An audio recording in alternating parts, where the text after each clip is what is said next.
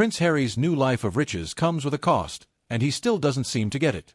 Prince Harry wanted out. Out of the royal spotlight, out of the system, out of the palace hierarchy. He wanted a completely different life, and he got it. These days, he's not a working royal, but a private citizen with a vast fortune and a portfolio of Hollywood-style deals. A new kind of royalty, His Rich Highness. But stepping away from royal duty requires more than moving continents. It demands a shift in mindset, one Harry appears to be struggling with. For someone who often lamented financial constraints while inside the palace, he now seems equally discontent with the burdens of wealth, particularly the cost of private security. Most high-net-worth individuals simply accept personal security as a necessary expense, an unfortunate trade-off for fame and fortune. Beyoncé, for instance, spends millions a year protecting her family, but you don't hear her on the talk show circuit complaining that the government should foot the bill. Likewise, Kim Kardashian, who was the victim of a terrifying armed robbery in Paris, never demanded state intervention. Nor did she blame the then-president, François Hollande, for not providing her with French police protection. She understood the rules. Fame comes with risk, and security comes out of your own pocket. Which brings us back to Harry. Following his failed legal battle to restore taxpayer-funded police protection while in the UK, he appeared in yet another polished BBC interview, filmed, of course, from a pristine Montecito mansion that looked borrowed for the occasion. And once again, he framed the situation as an injustice. The tone was part grievance, part self-pity, blaming the establishment, alluding to conspiracies, and portraying himself as the victim of decisions he made freely.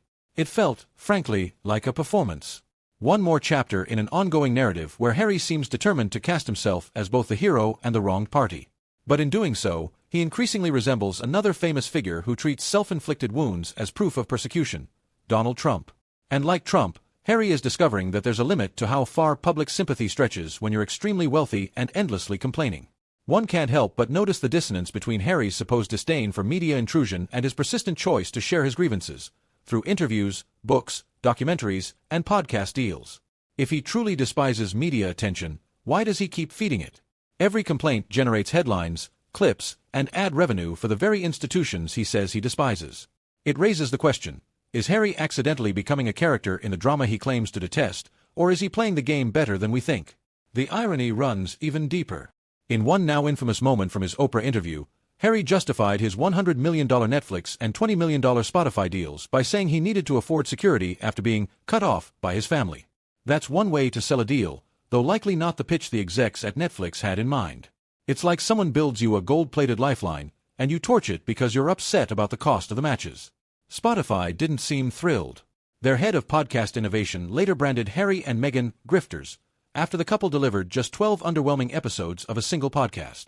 Meanwhile, Meghan's Archetypes show, which got the lion's share of their content push, never cracked the mainstream success they'd hoped for. Now, the public mood is turning. In online comment sections and social media threads, Harry is no longer being called misunderstood or brave. Instead, the words floating around are narcissistic injury, entitled, and Nepo baby, labels he managed to avoid while inside the royal bubble, even though they arguably applied all along.